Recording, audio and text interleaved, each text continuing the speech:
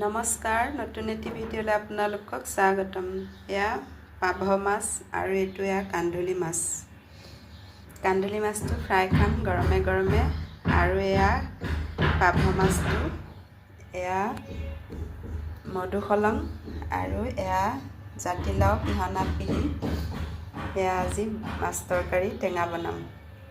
কাৰ কাৰ ভাল লাগে মাছ এয়া মধুসলং দি টেঙা খাই। এই মিস্ত্ৰীয়ে ওচৰতে ঘৰৰ কাম কৰি আছে, তাৰ শব্দ হৈ আছে, সেইটো আপোনালোকে ইগনৰ কৰিব। ভিডিঅ' এটা বনাবলৈ আজিকালি দিনত নোৱাৰোৱেই, চবফালে মিস্ত্ৰী ঢং ঢং ঢাং ঢাং শব্দই হৈ থাকে। এয়া পাভ মাছ কাৰ কাৰ প্ৰিয়?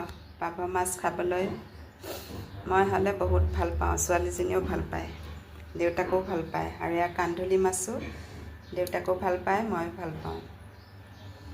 এয়া আজিৰ ৰেচিপি। ভাল লাগিলে ভিডিঅ'টি লাইক, কমেণ্ট, শ্বেয়াৰ কৰিব আৰু মোৰ ইউটিউব চেনেলটি ছাবস্ক্ৰাইব কৰি দিব।